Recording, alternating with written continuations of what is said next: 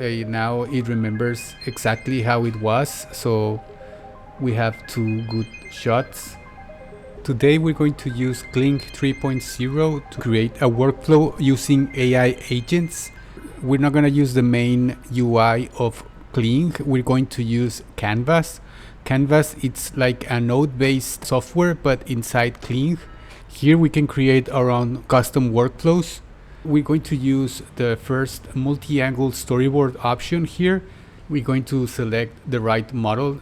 In this case, we want to be using the Nano Banana Pro, and I'm going to select an image. And with this starting image, we're going to create a whole sequence with continuity with characters. And we're going to select this one. I give this character the name of Audrey, and we can just order it to lock it in. And from there, it will start to remember that character, it's called Audrey, so you can just summon him. And here we can see the first results in detail. We're going to start animating with this one.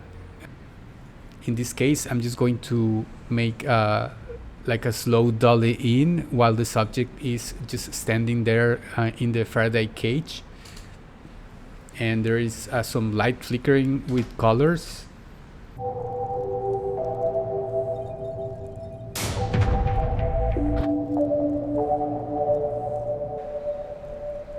So we continue on, and I would like to do a crane camera movement, and for that I'm going to use these 2 frames.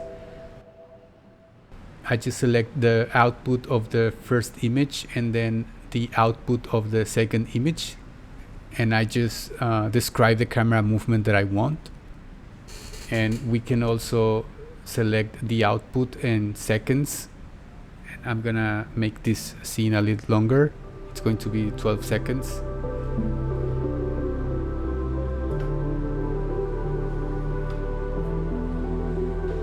And the good thing about this being a canvas is that I can just move things around if they don't fit at once, and you can just find another way to organize your stuff.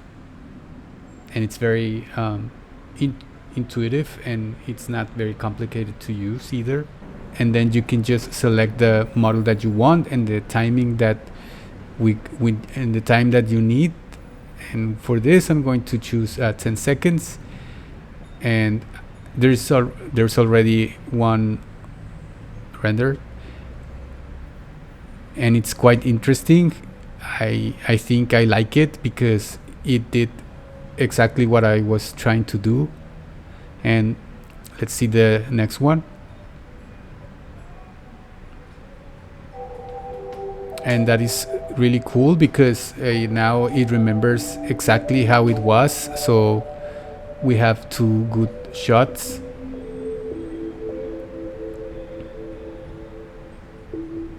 And let's just wait a little bit for the next one.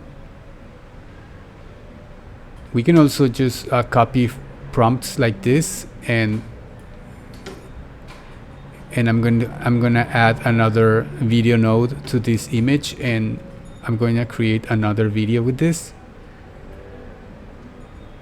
So in that way, you can just select every image and animate it in another little workflow that you can just manage to create and distribute.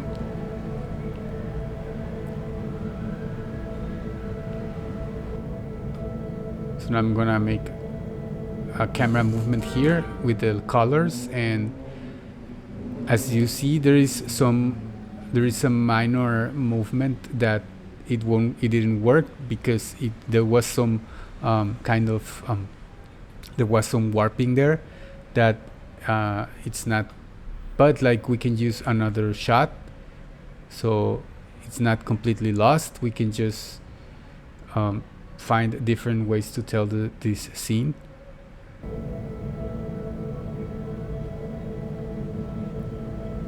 And that's about for today. I really hope you like this video. If you like it, please subscribe. If you use the links in the description, you will be helping this channel to create more content like this. I really hope you like this video. If you like it, please subscribe, and see you in the next one.